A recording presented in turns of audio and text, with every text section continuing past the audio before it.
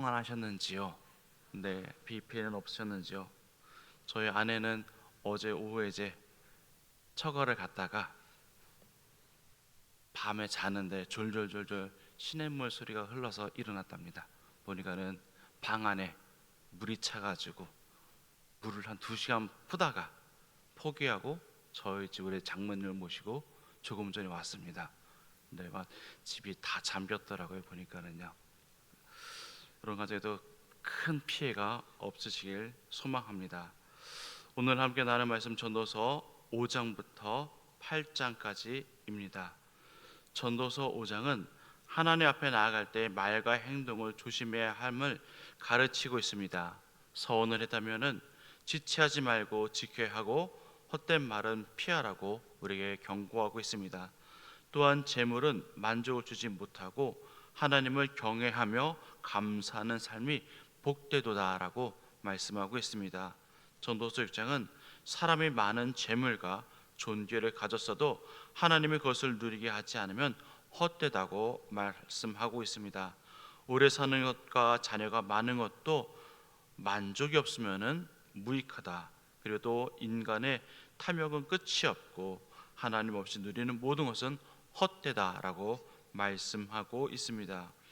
전도서 7장은 슬픔과 고난이 지혜를 깊게 하며 또 좋은 평판이 귀한 향기보다 낫다고 말하고 있습니다. 의로움이나 지혜에 치우치지 말고 하나님을 경하며 겸손히 살아가야 한다고 또 말씀하고 있습니다.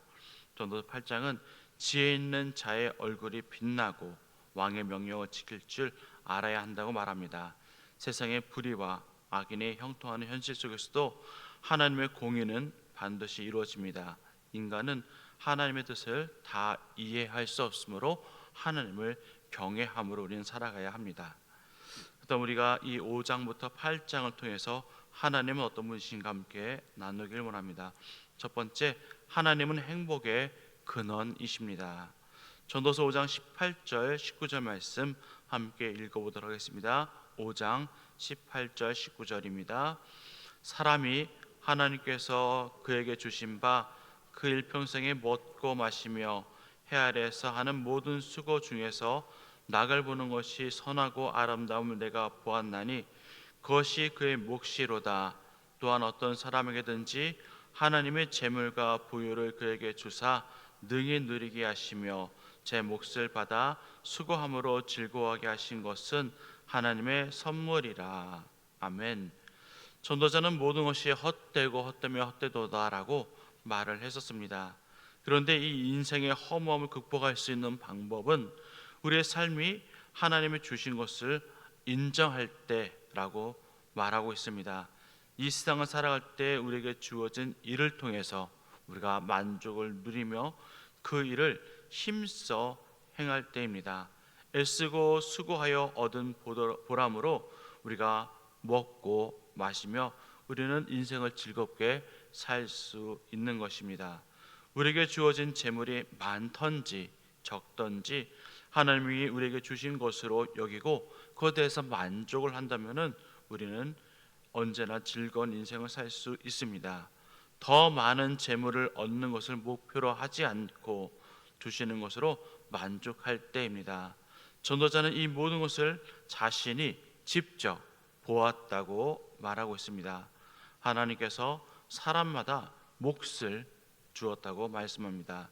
그런데 우리는 우리에게 주신 몫보다 더 가지려고 하기 때문에 불평함이 있고 불행함이 있는 것입니다.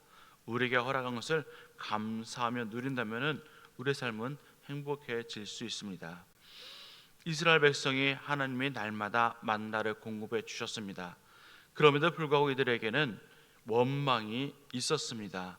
민수기 11장 4절에서 6절 말씀에 보면은 이렇게 말씀하고 있습니다.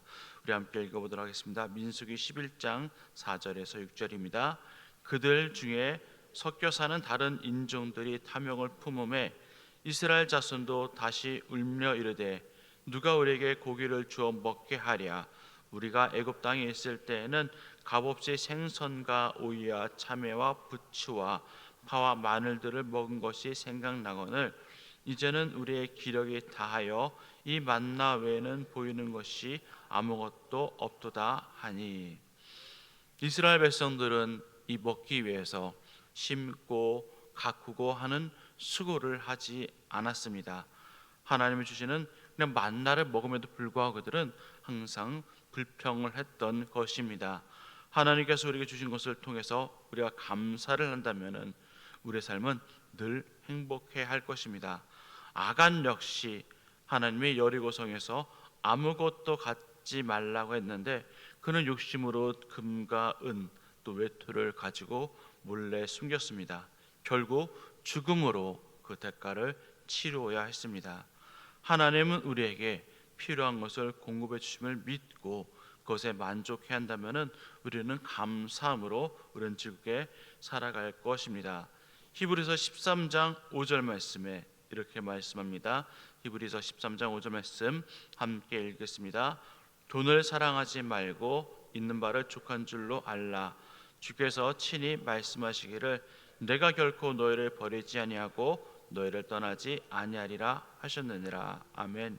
하나님께서 우리에게 복을 주시는 그 근원이심을 알고 우리에게 맡겨 주신 것을 우리가 여기고 즐거운 삶을 살기를 간절히 소망합니다. 두 번째, 하나님을 경외하는 자에게 하나님께서는 잘되게 하신다고 말씀하셨습니다. 우리 주변에 보면 하나님을 믿지 않는 사람들 중에서 잘 사는 사람들이는 볼 수 있습니다. 어떤 사람은 악한 일을 함에도 불구하고 그들은 또 법에 걸리지도 않고 잘 사는 것을 봅니다. 하지만 하나님은 말씀하십니다. 악한 일을 하는 사람이 당장 벌을 받지 않아도 그들은 심판을 받을 것이라는 것입니다. 전도서 8장 11절부터 13절까지 말씀 함께 읽어보도록 하겠습니다. 8장 11절에서 13절입니다. 악한 일에 관한 징벌이 속히 실행되지 아니하므로 인생들이 악을 행하는 데에 마음이 담대하도다.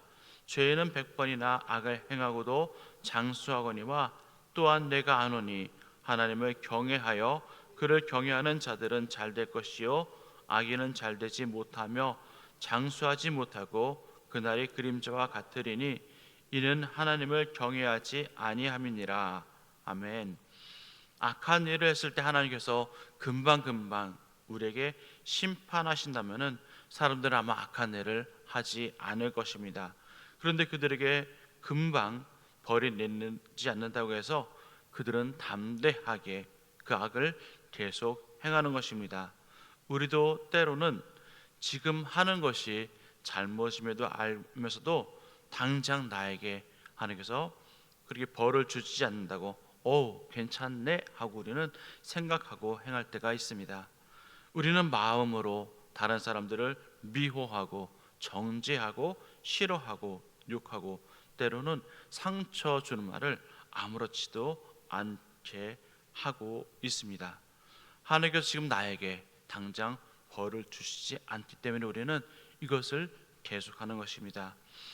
하나님이 우리를 일일이 다 이렇게 벌을 주고 심판하신다면은 우리는 아마 이 돌이킬 시간이 없을 것입니다. 그래서 하나님께서는 우리에게 그 기회를 주시기 위해서 즉각 벌을 내리지 않는 것입니다. 그런데 이것을 악용하는 사람이 있거나 그것을 알지 못해서 계속 악을 행하는 것입니다. 그래서 우리는 악한 일을 하는 사람이 잘 되고 장수하는 것을 보고 부러워해서는 안 될 것입니다. 정말 하나님 말씀대로 살고자 하는 사람들이 오히려 더 어렵게 살고 더 힘들게 사는 것을 우리는 볼 수 있습니다. 그래서 우리는 시험에 들기도 합니다. 하나님이 과연 계신가? 하나님 어떻게 이렇게 할 수가 있을까라고 합니다. 그래서 하나님을 떠나서 불법적인 일을 해도 벌이 임하지 않으니 우리는 악에 대해서 담대해집니다. 오늘처럼 비가 오는 날 비에 옷이 젖지 않게 해서 우리는 애를 씁니다.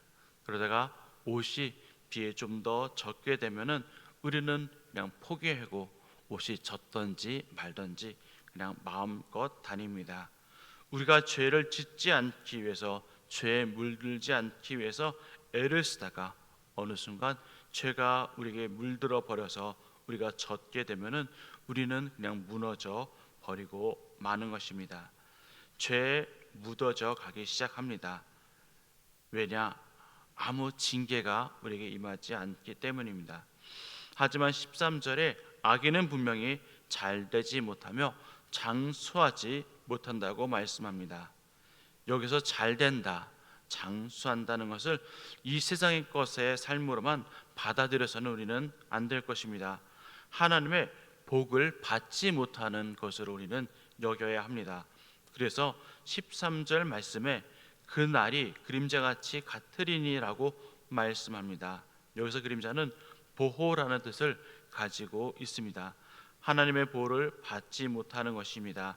악인들은 하나님을 인정하지 않기 때문에 하나님의 주신 복을 받지 못할 뿐 아니라 하나님의 보호도 받지 못하는 것입니다. 그렇게 우리 눈에 당장 악한 사람들이 잘되고 장수하는 것에 부러워해야 할 것이 아니라 우리에게 주시는 하나님 것을 기대하며 소망하며 하나님을 경외하는 삶을 살아야 합니다. 또 우리에게 주시는 말씀은 무엇일까요? 첫 번째, 말을 적게 해야 합니다. 전도서 5장 2절 말씀, 5장 2절 말씀 함께 읽도록 하겠습니다. 너는 하나님 앞에서 함부로 입을 열지 말며 급한 마음으로 말을 내지 말라. 하나님은 하늘에 계시고 너는 땅에 있음이니라. 그런즉 마땅히 말을 적게 할 것이라. 아멘. 우리가 흔히 귀가 두 개 있고 입이 하나인 이유를 말하기보다 듣기를 많이 하라고 해서라고 우리는 이야기합니다. 입술을 다스리는 것은 참 어려운 일입니다. 때로는 생각 없이 우리는 말을 통해서 사람들에게 상처를 주기도 합니다. 생각 없이 나오는 것은 이전부터 우리의 마음에 있던 것입니다. 마음에 있던 것이 우리의 생각으로 제어하지 못할 때에 우리 입술을 통해서 나오기 때문입니다. 그래서 전도서에서도 입술을 제어하라고 말씀합니다.